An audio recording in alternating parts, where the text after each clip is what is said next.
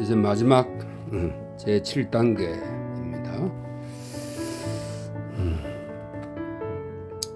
제 7단계 완료.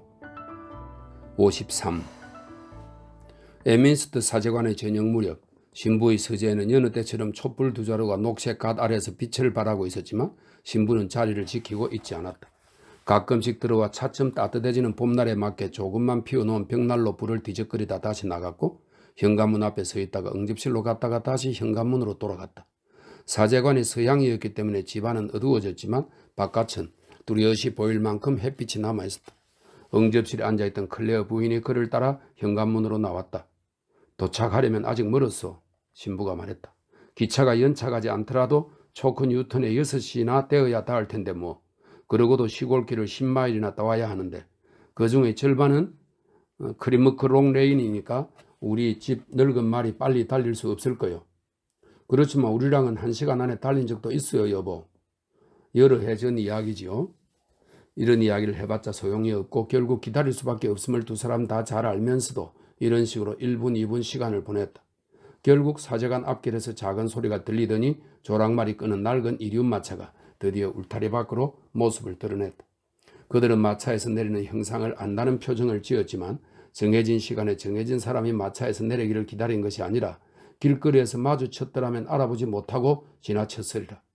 클레어 부인은 어두운 복도를 지나 현관으로 달려나갔고 그녀의 남편은 조금 뒤쳐져서 걸음을 재촉했다. 도착한 사람은 현관을 막 들어서리는 참이었는데 그들이 문간에서 그날의 마지막 햇살을 받고 있었던 탓에 걱정스러운 표정과 안경에 반사된 희미한 석양빛을 볼 수 있었다. 하지만 그들은 빛을 등지고선 그의 형체만 볼 수 있었다. 오, 내 아들 드디어 집에 왔구나. 클레어 부인이 외쳤다. 그 순간만큼은 이별의 원인이 되었던 아들의 이단적 오류들이 그의 옷에 묻은 먼지만큼 대수롭지 않게 여겨졌다. 진실을 가장 충실하게 신봉하는 사람으로 자처하더라도 자식을 믿는 만큼 말씀의 약속과 경고를 믿는 여자가 과연 있을까? 자식들의 행복에 방해가 된다면 자신의 신앙마저 바람에 날려버리지 않을 여자가 과연 있을까? 촛불을 켜놓은 방 안에 들어가자마자 어머니는 아들의 얼굴을 보았다. 아, 에인젤이 아니야. 우리 아들이 아니야. 집을 떠났던 그 모습 아니야. 억장이 무너지는 슬픔에 어머니는 비명을 지르며 옆으로 비켜섰다. 그의 아버지 역시 그를 보고 충격을 받았다. 이곳에서 운명의 희롱을 당하자마자 반발심에 경솔하게 서둘러 떠나간 곳에서 겪은 고생과 악천으로 인해 클레어는 과거의 모습을 알아볼 수 없을 정도로 쇠약해졌다. 그의 얼굴 뒤에 해골이 보이고 해골 뒤에 유령이 보이는 듯했다. 그린벨르는 15세기 이탈리아의 화가입니다. 그린벨르가 그린 죽은 그리스도와 흡사했다. 푹 꺼진 눈두덩이에는 병색이 돌았고 눈동자도 흐리멍덩했다. 나이든 선조들의 뼈만 앙상하고 주름진 얼굴이 20년이나 일찍 찾아와 자리를 잡아버린 것이었다. 거기서 아팠거든요. 이제 다 나았어요. 그가 말했다. 하지만 이런 주장을 거짓으로 입증하려는 듯 그의 다리가 후들거렸다. 그는 쓰러지는 꼴을 면하려고 얼른 의자에 앉아 하루 종일 힘들게 여행하고 집에 도착했다는 흥분 때문에 조금 어지러웠을 뿐이라고 말했다. 최근에 저한테 온 편지가 없나요? 그가 물었다. 지난번에 보내주신 편지는 우여곡절 끝에 받았어요. 내륙에 머무르고 있어서 배달이 상당히 지연됐거든요. 빨리 받았더라면 더 일찍 떠났을 텐데. 너희 처가 보낸 편지 같은데 그렇더냐? 네. 최근에 온 편지는 한 통뿐이었다. 그가 곧 본국을 향해 출발한다는 사실을 알았기 때문에 전송하지 않았던 것이다. 그들이 내놓은 편지를 급히 뜯어본 그는 휘갈겨 쓴 필체에 나타난 테스의 심경을 읽고 몹시 심란해졌다. 오, 에인젤, 왜 나한테 이렇게 심하게 구나요? 이런 꼴을 당해야 할 정도로 잘못하지는 않았어요. 모든 일을 곰곰이 따져보았어요. 난 당신을 절대로 용서 못해요. 고의로 당신에게 상처를 입힌 게 아니라는 걸 알면서 왜 내게 이런 상처를 주나요? 당신은 잔인해요. 정말 잔인해요. 당신을 잊으려고 노력할 거예요. 당신에게서 받은 것은 부당한 대우뿐이에요. 다 맞는 말이야. 편지를 던지며 에인젤이 말했다. 이제 나하고 화해를 안 하겠다고 할지도 몰라. 얘야, 고작해서 흙에서 자란 아이인데 그렇게 마음 졸이지 마라. 흙에서 자란 아이라고요? 그럼요. 우리 모두가 흙의 자손인걸요. 어머니께서 말씀하시는 의미대로 그 사람이 흙에서 자란 아이이면 좋겠어요. 하지만 전에 다 설명드리지 않은 걸 한 가지만 말씀드린다면 그 사람의 아버지는 북의 쪽으로 아주 유수 깊은 노르망디 가문의 직계 후손이랍니다. 그 근방의 마을에서 이름 없이 농사를 짓고 살면서 소위 흙의 자손이라고 불리는 사람들 중 귀족의 후손이 많거든요. 그는 곧 잠자리에 들었다. 다음날 아침 몸이 너무 좋지 않아 방에 누워서 생각에 잠겼다. 적도 남쪽에서 그녀의 애정어린 편지를 받을 때만 해도 그가 용서하기로 마음먹은 순간 그녀의 품으로 돌아가기만 하면 되는 줄 알았다. 도착하고 보니 생각만큼 쉬운 일은 아니었다. 그녀는 격정적인 성격이었다. 마지막 편지에는 그가 미적거리는 동안 그에 대한 그녀의 생각이 달라졌음이 드러나는데 달라진 것도 당연하다고 그는 가슴 아프게 인정했다. 그 달라졌음이 드러나는데 예고 없이 나타나 그녀의 부모님이 있는 데서 만나는 일이 현명한지 자문하지 않을 수 없었다. 별거의 마지막 몇 주 사이 그녀의 사랑이 정말로 미움으로 변했다면 갑작스럽게 만나봐야 원망을 토로하기밖에 더 하겠는가. 그래서 클레어는 귀국했음을 알리는 한편 출국할 때 의논한 대로 테스가 아직 친정에 머무르고 있을 것으로 생각한다는 내용의 편지를 말로서 보내 그녀와 그녀의 가족이 마음의 준비를 하도록 하는 것이 최선이라고 생각했다. 그는 그날로 편지를 써서 보냈고 일주일이 채 되지 않아 더브필드 댁에서 짧은 답장이 도착했다. 그러나 편지는 그의 당혹감을 해소해주지 못했다. 발신인의 주소가 없는 데다 더 놀랍게도 말로 소인이 찍혀있지 않았기 때문이다. 에인절 클레어 귀하, 딸아이가 지금 우리하고 같이 살지 않고 곧 또 언제 돌아올지 모른다고 알려드리려고 몇 줄 씁니다. 돌아오면 곧 편지를 드리죠. 지금 어디서 임시로 머물고 있는지 마음대로 알려드리면 안 될 것 같네요. 우리 가족이 말롯을 떠난 지는 한참 되었고요. 총총. 조앤 더비필드. 테스가 잘 지내는 것처럼 보여서 안도한 나머지 클레어는 그녀의 어머니가 뻣뻣하게 그녀가 있는 곳도 가르쳐주지 않는다는 사실에 마음 상하지 않았다. 모두 그에게 화가 났음이 분명했다. 편지에 테스가 곧 돌아온다고 비쳤으니 어머니 쪽에서 기별해 줄 때까지 기다리기로 했다. 그 이상의 대접을 받을 자격이 없었다. 그의 사랑은 변화의 빌미가 생기면 변하는 섹스피어의 소네트에 나오는 그런 구절이랍니다. 변화의 빌미가 생기면 변하는 그런 사랑이었다. 떠나 있는 동안 그는 몇 가지 이상한 경험을 했다. 그는 진짜 코르넬리아 같은 여자에게서 파우스티나의 실체를 보았고 영적인 루크레티아에게서 육적인 프리네를 보았다. 이건 이제 코르넬리아는 로마의 호민관 티베리우스 크라우스의 어머니로 현모양처의 대명사이고 파우스티나는 로마 황제 마르쿠스 아우렐리우스의 아내로 방탕함으로 유명한 사람이랍니다. 루크레티아는 강간을 당한 다음 자살한 로마의 여인으로 정제를 상징하고 프리네는 아테네의 고급 창부였다 이렇게 되어 있네요. 그러니까 그렇게 보고 다시 한번 읽어봅시다. 그는 진짜 코르넬리아 같은 여자에게서 파우스티나의 실체를 보았고 영적인 루크레티아에게서 육적인 프리네를 보았다. 그는 사람들 앞에 끌려 나와 돌에 맞아 죽임을 당할 뻔한 여인과 왕후가 된 우리아의 아내를 생각했다. 이런 성경에 나오는 말이죠. 그는 테스의 의지가 개입되었는지 아닌지를 따져 적극적으로 판단하지 못하고 전기적 사실만으로 심판을 내렸음을 자책했다. 그는 조앤 더비필드가 약속한 두 번째 편지를 기다리느라 또 원기를 좀 더 회복할 필요도 있고 해서 아버지의 집에서 하루 이틀 더 머물렀다.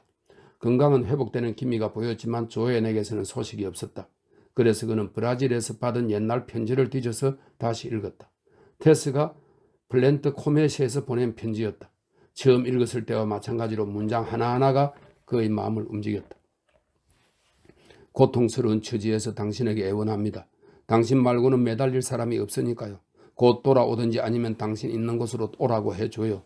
그러지 않으면 죽을 것만 같아요. 제발 공정한가 아니한가만 따지지 말고 조금만 다정하게 대해줘요. 돌아온다면 당신의 팔에 안겨 죽을 수 있을 것 같아요. 당신이 한 줄이라도 편지를 써서 곧 가겠소 라고만 해준다면 참고 견딜게요. 에인절, 아주 즐거운 마음으로요. 당신을 다시는 못 본다고 생각하면 얼마나 마음이 아플지 생각해 봐요. 하루에 1분씩만 당신의 마음을 아프게 할 수 있다면 그런 고통을 매일 하루 종일 당하는 외롭고 가련한 날 가엾게 여길 수 있을 텐데요. 당신의 아내로 살 수 없다면 당신의 한이로 사는데 만족할 거예요. 기꺼이 그럴 거예요. 당신 곁에 있을 수 있고 당신을 먼 발치에서라도 볼 수 있고 내 남자라고 생각은 할 수 있으니까요. 하늘과 땅 그리고 땅 밑에서 원하는 것이 단 한 가지 있다면 당신을 사랑하는 당신을 만나는 거예요. 돌아와 줘요. 위험한 지경에서 날 구해줘요. 클레어는 마지막 편지에서 그녀가 심한 말을 한 것을 액면 그대로 받아들이지 말고 찾으러 나서기로 결심했다. 자신이 없는 동안 아내가 돈을 보내달라는 부탁을 한 적이 있는지 아버지에게 묻자 그런 적이 없다는 대답을 듣고 그제야 그녀가 자존심 때문에 그런 말도 못 꺼내고 경제적으로 고통을 당했으리라는 생각이 들었다. 그가 한 말을 듣고 그의 양치는 별거의 진짜 이유를 짐작했다. 그들의 기독교 신앙은 죄인들을 구원하는 데 특별한 관심을 보였기 때문에 그녀의 혈통과 소박함, 아니 가난까지도 불러일으키지 못한 동정심이 그녀가 지은 죄에 즉각 베풀어졌다. 여행을 떠나기 위해 급하게 몇 가지 물건을 꾸리던 에인젤은 최근에 받은 짤막하지만 솔직한 편지를 훑어보았다. 메리언과 이제가 보낸 편지로 이렇게 시작했다. 존경하는 클레어 씨, 부인께서 클레어 씨를 사랑하는 만큼 부인을 사랑하신다면 부인을 보살피세요. 그리고 행복을 비는 두 사람 드림, 이 서명을 대신했다. 54. 15분 후에 클레어는 집을 나섰고 어머니는 그의 여의 몸이 그리로 사라지는 것을 지켜보았다. 양치는 늙은 안마를 타고 가라고 권했지만 집에서 마차를 써야 한다는 사실을 잘 알고 있었기 때문에 사양했다. 여관으로 가서 이륜 마차를 세뇌하여 마구를 장착하는 동안에도 그는 조바심이 났다. 몇 분 후 읍내를 빠져나와 언덕길을 올라갔다. 서너 달 전 테스가 희망에 부풀어 내려갔다가 희망이 끊긴 채 올라갔던 바로 그 언덕이었다. 그는 눈앞에 곧 벨빈 레인이 펼쳐졌고 그의 눈앞에 곧 벨빈 레인이 펼쳐졌고 산 울타리와 나무에서는 보랏빛 움이 트고 있었다. 하지만 딴 생각에 잠긴 그는 길을 가는데 필요한 풍경에만 겨우 눈길을 줄 따름이었다. 1시간 반도 되지 않아 킹스 힌톡의 큰 저택들을 남쪽으로 돌아 불길하게 외따로 서 있는 크로스인 핸들을 향해 올라가게 됐다. 일시적인 변덕으로 괘씸했던 알렉 드버빌의 강요에 따라 테스가 그를 고의로 유혹하지 않겠다는 이상한 맹세를 하면서 손을 올려놓은 돌이 있는 곳이었다. 경사지에서는 아직도 철진한 쇠기 풀의 벌거벗은 줄기가 희꾸무리하게 발엔 채 남아있었고 뿌리 주변에서는 쇠봄의 쇠기 풀이 파릇파릇 자라고 있었다. 거기서 그는 반대쪽 흰 톡이 내려다 보이는 고지대의 가장자리를 따라가다가 오른쪽으로 방향을 틀어 플린트 코메시의 상쾌한 석회질 지대로 들었었다. 그녀가 보낸 편지 중 하나의 발신지였고 그녀의 어머니가 언급한 거주지일지도 모른다고 추정한 곳이었다. 물론 그녀는 그곳에 없었다. 그런데 마을 사람들이나 농장 주인도 테스란 이름은 익히 알고 있었지만 클레어 부인은 금시초문이라고 말하는 것을 듣고 그는 더욱 의기소침해졌다. 별거 기간 중 그녀는 그의 이름을 쓰지 않은 것이 분명했다. 아버지에게 돈을 보내달라고 부탁하지 않고 고생을 감내한 것뿐이 아니라 그 사실도 그제야 처음 알게 되었지만 그의 이름을 쓰지 않은 데서 그녀가 그들의 별거를 돌이킬 수 없는 것으로 고개를 빳빳이 들고 받아들였음을 알 수 있었다. 그들 이야기로는 테스 드비필드가 그만두겠다는 통고도 제대로 하지 않고 이곳을 떠나 블랙무어 저쪽에 있는 부모에게로 갔다고 했다. 결국 테스의 어머니를 만나는 것이 급선무였다. 이제 말롯에 살지 않는다면서 이상하게도 주소는 알려주지 않았으니 말롯으로 가서 주소를 알아보는 수밖에 없었다. 테스에게는 그렇게 못되게 굴던 농장 주인이 클레어에게는 아주 나긋나긋하게 대하며 말롯까지 타고 갈 마차와 마부를 내주었다. 그가 타고 온 마차는 에민스트로 돌려보냈다. 말이 하루에 달릴 수 있는 거리를 다 왔기 때문이었다. 블랙무어 골짜기 부근에 이르자 클레어는 그 너머까지 농장 주인의 마차를 빌리는 폐를 끼치고 싶지 않아서 말을 마부와 함께 돌려보낸 다음 여관에 들었다. 그리고 이튿날 사랑하는 테스가 태어난 고장으로 걸어서 들어갔다. 아직은 철이 일러서 텃밭이나 나무잎에 제 색깔이 나지 않았다. 명색은 봄이지만 겨울에 초록색으로 살짝 덧칠을 해놓은 정도였고 그의 기대감도 대동소이했다. 테스가 어린 시절을 보낸 집은 그녀를 전혀 모르는 가족이 살고 있었다. 새로 이사온 사람들은 텃밭에 나와 있었는데 이 집과 텃밭이 다른 사람들의 사연들로 더 중요했던 시기가 있었고 그것과 비교하면 그들의 사연은 천치가 찌꺼리는 헛소리에 이는 맥베드에 나오는 구절이랍니다. 천치가 찌꺼리는 헛소리에 불과하다는 사실을 모르는 듯 자기들 일에 열중하고 있었다. 텃밭 사이로 난 좁은 길을 걸어다니며 자신들의 관심사만을 최우선으로 삼아 테스가 그곳에 살던 때가 지금보다 더 흥미로울 게 없다는 투로 이야기를 나누었지만 사실 매 순간 그들의 뒤를 따라다니는 희미한 유령과 부딪히고 있었다. 봄 새들조차 특별히 보고 싶은 사람이 없다는 듯 그들의 머리 위를 날며 지저귀고 있었다. 먼저 살던 사람들의 이름마저 가물가물한 이 대단히 무지한 사람들에게 문의한 결과 클레어는 존 드비필드가 세상을 떠났으며 미망인과 아이들은 킹스비어로 간다고 말롯을 떠났지만 다른 곳으로 갔음을 알게 되었다. 그쯤 되자 클레어는 이제 테스가 살지 않는 그 집이 너무 싫어서 한번 뒤돌아보지도 않고 서둘러 그 혐오스러운 곳을 떠났다. 그녀를 처음 본 춤판이 벌어졌던 목초지를 지나가게 되었다. 그곳 역시 테스의 집만큼 아니 더 견디기 힘들었다. 교회 묘지를 지나가다 새로 세운 비석 중 다른 것들보다 다소 모양이 나은 것을 눈여겨보았다. 비명은 다음과 같았다. 존 더비필드, 정확히는 더브빌, 한때 군문세가였던 더브빌가 출신, 정복 왕을 따르던 기사들 중 하나인 페이건 더비빌 경의 뒤를 이은 빛나는 가문의 직계 후손인 그를 추념하며 1800땡땡령 3월 10일 별세. 아, 용사들은 쓰러졌구나. 교회 관리인으로 보이는 사람이 거기 서 있는 클레어를 보고 다가왔다. 아, 그 양반은 여기가 아니라 자기 조상들이 있는 킹스비어에 묻어달라고 했지요. 그런데 왜 그 소원을 들어주지 않았나? 아, 돈이 없어서지요. 말이 나왔으니 드리는 말씀인데 이 비석도 거창하게 세워놓긴 했지만 값도 못 치렀구먼요. 그런가? 누가 세웠는데? 관리인은 마을의 석공 이름을 알려주었고 클레어는 교회 묘지를 나와 석공의 집을 찾아갔다. 관리인의 말이 사실임을 확인하고 비석값을 치른 다음 그는 고향을 떠난 사람들을 찾아 발길을 옮겼다. 걸어가기에는 너무 먼 길이었지만 혼자 있고 싶었던 클레어는 마차를 빌리지도 돌아가긴 했지만 결국 목적지에 데려다줄 기차를 타지도 않았다. 그러나 셰스턴에 이르자 마차를 빌리지 않을 수 없었고 길이 좋지 않아 저녁 7시가 되어서야 장모가 사는 곳에 도착했다. 말롯을 떠난 다음 20마일이 넘는 거리를 가로지른 것이었다. 작은 마을이라 더비필드 부인이 새들어 사는 집을 찾는데 큰 어려움은 없었다. 낡고 투박한 가구를 최선을 다해 쟁여놓은 마당에 담장을 올린 그 집은 큰 길에서 멀리 떨어져 있었다. 이런저런 이유로 장모는 그가 찾아오는 것을 원치 않는 게 분명했고 따라서 이렇게 불쑥 방문한 것이 사생활 침해 같은 기분도 들었다. 직접 현관으로 나온 장모의 얼굴을 저녁 하늘의 햇살이 비췄다. 클레어는 장모가 초면이었지만 자기 생각에 몰두해 있어서 여전히 미인이라고 해야 할 그녀가 점잖게 상복을 차려 입었다는 사실 외에는 눈여겨보지 않았다. 자신이 테스의 남편이며 그곳까지 찾아온 목적을 설명해야만 하는 일이 거북하기 짝이 없었다. 당장 만나야 합니다. 그가 덧붙였다. 다시 편지를 하시겠다고 하고 소식이 없어서요. 테스가 집에 안 왔으니까. 조앤이 얼버무렸다. 무탈한지 알고는 계신가요? 몰라요. 그건 그쪽에서 알고 있어야지요. 그녀가 말했다. 옳은 말씀입니다. 지금 어디 있지요? 이야기를 시작할 때부터 조앤은 당혹감 때문에 손으로 한쪽 뺨을 가리고 있었다. 지금 어디 있는지 확실히 몰라요. 그녀가 대답했다. 전에는 그러니까? 전에는 어디 있었는데요? 글쎄 지금은 거기 없어요. 둘러대느라 그녀는 다시 말을 멈췄고 그때쯤 아이들이 현관으로 옹기종기 모여들었다. 막내둥이가 어머니의 치맛자락에 매달리며 조그맣게 말했다. 이 신사가 누나랑 결혼할겨? 이미 결혼했단다. 안으로 들어가 있어. 조앤이 대답했다. 클레어는 그녀가 말을 아끼려고 애쓰는 것을 보고 물었다. 제가 찾아가는 걸 테스가 원한다고 생각하시나요? 아니라면 물론 원하지 않을 거예요. 정말 그렇게 생각하세요? 확실해요. 그는 발걸음을 돌리다 테스의 애정 어린 편지를 생각했다. 틀림없이 제가 찾아오길 기다릴 겁니다. 그가 격렬하게 반박했다. 어머님보다 제가 테스를 더 잘 알아요. 그럴지도 몰라요. 난 걔 속을 통 알 수가 없으니까. 주소를 알려주세요. 외롭고 비참한 사내에게 친절을 베푸시는 셈 치고요.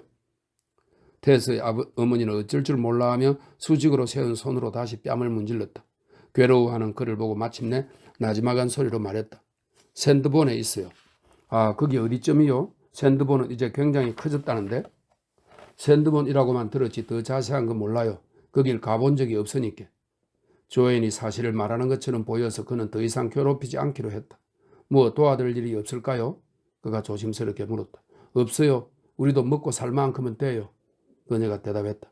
클레어는 집 안으로 들어가지 않고 돌아섰다. 3마일 떨어진 곳에 기차역이 있어서 그는 마부에게 삭스를 지불하고 그쪽으로 걸어갔다. 샌드본으로 가는 막차가 잠시 후 그곳을 떠났고 클레어는 열차에 몸을 실었다. 55. 그날 밤 11시 샌드본에 도착하자마자 클레어는 여관의 방을 잡고 아버지에게 그의 주소를 전부로 알린 다음 거리로 나섰다. 누구를 방문하거나 수소문하기에는 너무 늦은 시간이라 테스를 찾는 일은 마지못해 아침으로 미뤄놓았지만 잠자리에 들어 쉴 수 있을 것 같지 않아서였다.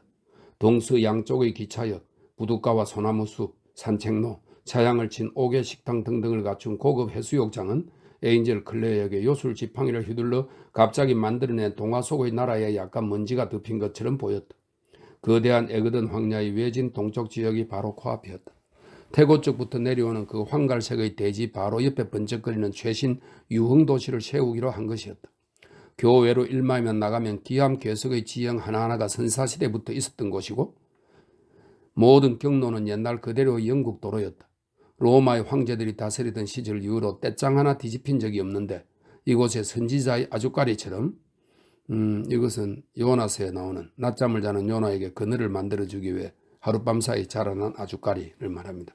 이곳에 선지자의 아주까리처럼 이질적인 것이 갑자기 자라나서 마침내 태서까지 끌어들였다.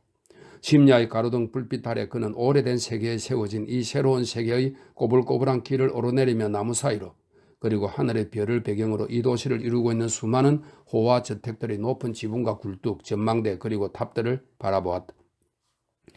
이 도시는 별장으로 이루어져 있었다. 영국 해협에 놓인 지중해식 휴양지라고 할까? 그리고 밤을 바라보니 실제보다 더 당당해 보였다. 바로 가까이에 바다가 있었지만 파도 소리가 방해되지는 않았다. 속삭이는 소리가 나기에 소나무 숲에 파도 소리가 울려서 그러려니 생각했는데 소나무들도 똑같은 어조로 속삭여서 다시 바다가 화답하는 소리이지 싶었다. 시골 출신의 테스, 그의 젊은 아내는 부와 최신의 유행의 도시의 도대체 어디쯤 있단 말인가 생각하면 할수록 영문을 모를 일이었다. 여기 젖소가 어디 있단 말인가. 농사지을 밭도 물론 없었다. 이 거대한 저택 어딘가에서 일하고 있을 가능성이 높았다. 그는 정처 없이 걸으며 창문의 불빛이 하나씩 꺼지는 것을 지켜보았고 어느 창문이 그녀의 것일까 생각했다. 추측해봐야 아무 소용이 없었다. 자정이 지나자 그는 여관으로 돌아가 잠자리에 들었다.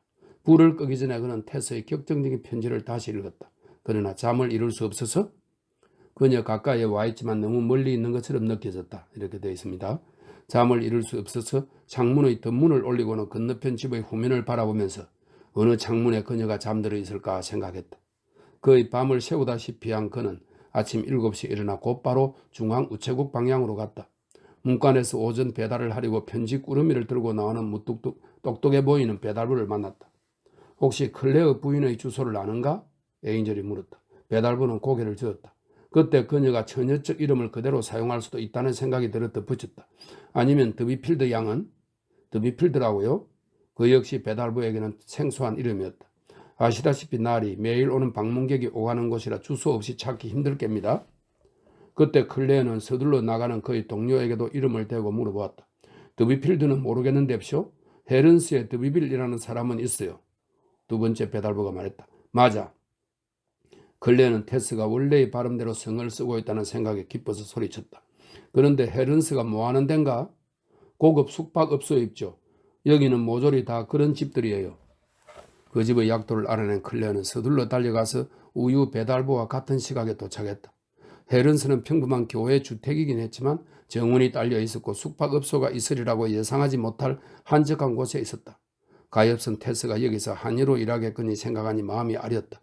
그렇다면 그녀가 우유 배달부를 맞이하러 뒷문으로 나올 수도 있겠다 싶어 그쪽으로 가려다 미심쩍은 마음이 현관으로 가 초인종을 울렸다. 이런 시각이라 주인 여자가 직접 문을 열었다. 클레어는 테레사 더브빌 혹은 더비필드란 여자가 있는지 물었다. 더비빌 부인 말인가요? 그렇소. 테스가 자신의 이름을 쓰고 있지는 않지만 유부녀임을 밝혔구나 하는 생각이 깊었다. 친척되는 사람인데 꼭 좀 만나고 싶어 한다고 전해주시오. 이런 시간이라 성함을 여쭤봐도 될까요? 에인젤이요. 에인젤씨라고요? 아니요, 내 세례명이요. 그러면 알 거요. 일어나셨나 알아볼게요. 그는 앞쪽에 있는 식당으로 안내를 받았고 봄 커튼 사이로 조그만 잔디밭과 철쭉 다른 과목을 바라보았다. 그녀의 처지가 자신이 걱정했던 만큼 어렵지 않은 것이 분명했다. 어떻게 했는지는 모르겠지만 보석의 소유권을 주장해 팔아서 유복하게 살고 있다는 생각이 얼핏 들었다. 그녀를 나무랄 생각은 추호도 없었다. 이윽고 예민한 그의 귀에 청개를 내려오는 발소리가 들렸고 그러자 가슴이 너무 뛰어 똑바로 서 있을 수가 없을 지경이었다. 참, 테스가 어떻게 생각할까? 내 모습이 이렇게 변했으니. 그렇게 혼잣말을 하고 있는데 문이 열렸다. 테스가 문간에 나타났다. 그의 예상과는 전혀 달랐다. 당황할 만큼 딴판이었다. 옷차림이 원래의 빼어난 미모를 더 돋보이게 했다고 하기는 힘들어도 더 명백하게 드러냈다. 그녀는 반상복기간의 색조로 이 반상복기간에는 검은색 상복을 흰색, 회색, 연보라색이나 자주색으로 대체할 수 있어 이렇게 됐네요. 반상복기간의 색조로 수놓은 연한 회색의 캐시미어 실내복을 느슨하게 걸치고 같은 색깔의 슬리퍼를 신고 있었다. 깃털 장식 위로 그녀의 목이 솟아올랐고 기억에도 생생한 짙은 갈색 머리띠는 대부분 머리 뒤로 꼬아 올렸으나 몇 가닥은 어깨 위로 흘러내렸다. 서두른 기색이 역력했다. 그는 두 팔을 내밀었으나 다시 내리고 말았다. 그녀가 앞으로 나오지 않고 문간에 가만히 서 있었던 것이다. 누렇게 뜬 해골 같은 현재의 자기와 대조를 이루는 그녀가 자신의 몰골에 혐오감을 드러낸다는 생각이 들었다. 테스, 그가 쉰 목소리로 말했다. 널 두고 떠났던 걸 용서해 줄래? 내게로 와주지 않겠어? 어떻게 이런 생활을 하는 거야? 너무 늦었어요. 그녀가 대답했다.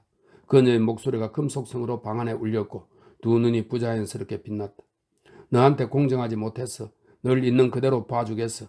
그는 계속 호소했다. 그러나 이제는 볼 수 있게 되었어. 내 사랑 테스. 너무 늦었어요. 너무 늦었어요. 그녀가 말했다. 그녀는 너무 고통스러워서 한순간이 한 시간 같은 사람처럼 조급하게 손을 내저었다. 가까이 오지 마요. 에인젤 안 돼요. 가까이 와서는 안 돼요. 가요. 내가 병에 걸려 쇠약해졌다고 내 사랑하는 아내가 날 사랑하지 않는다는 거야?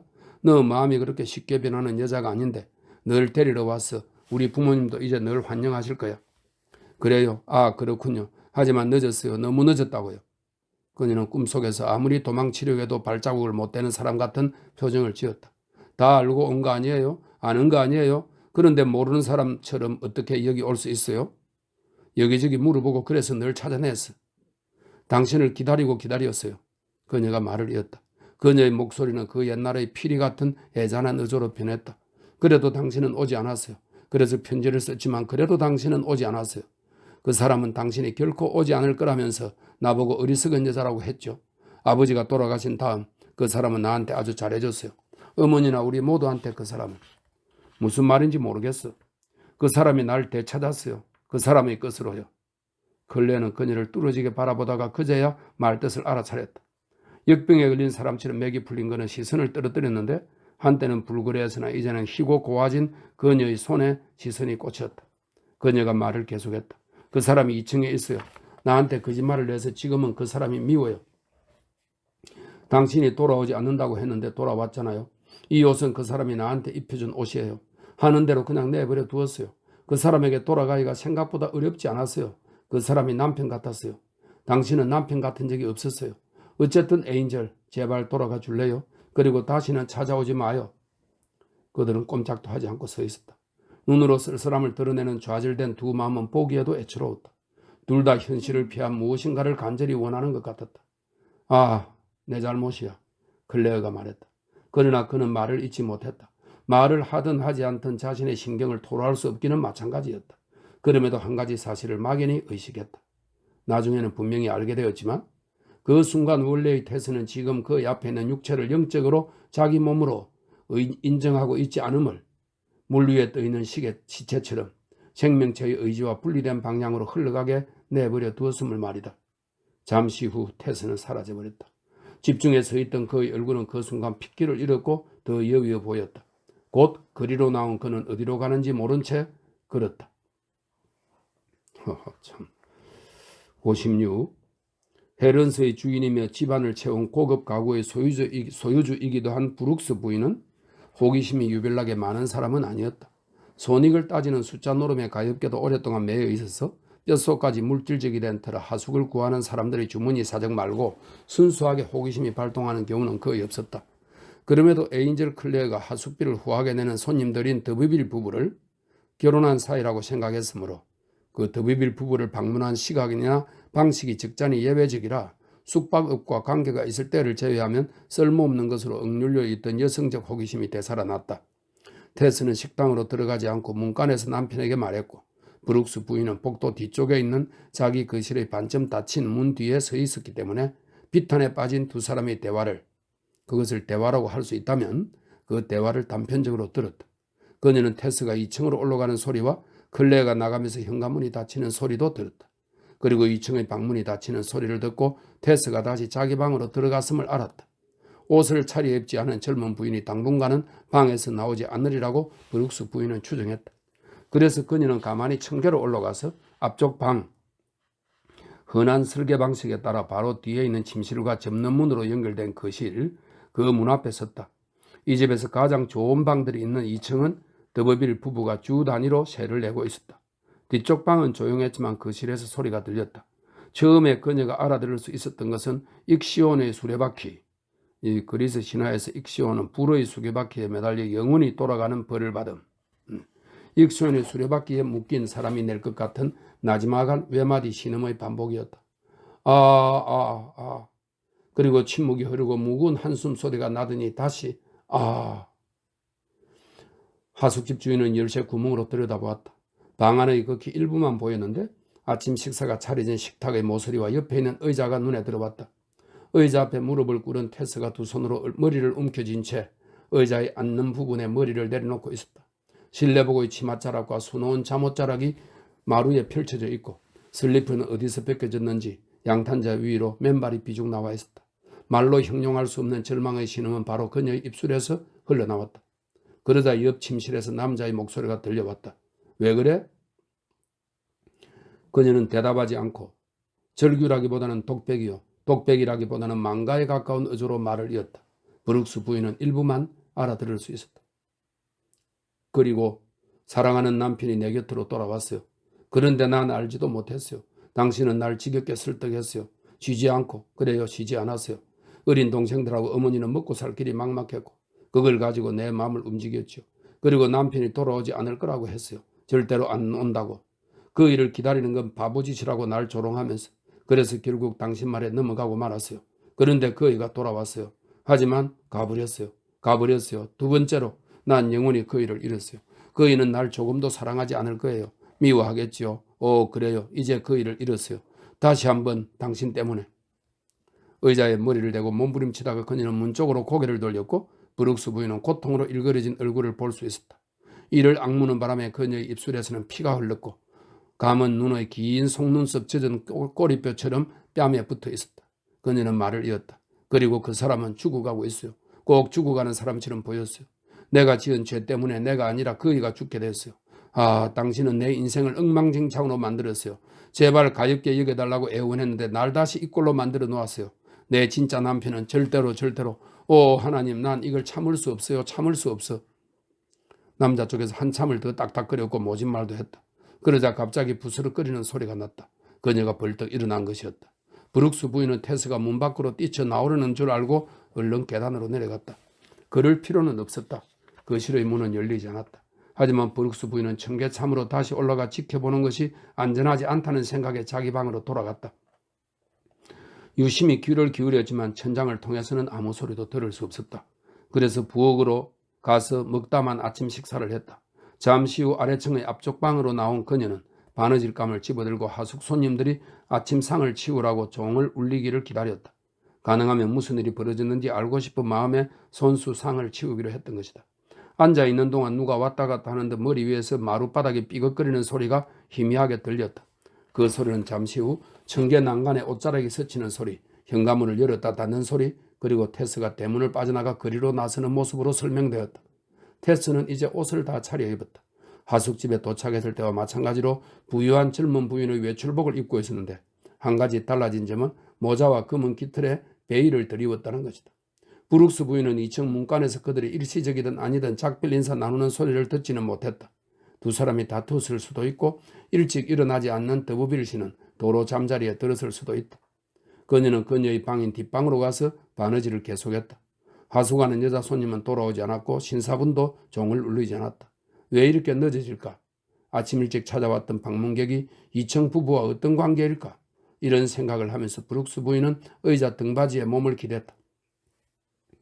그런 자세로 그녀의 눈길이 무심코 천장을 향했고 하얀 천장 한가운데 이전에는 보지 못한 얼룩의 눈길이 갔다.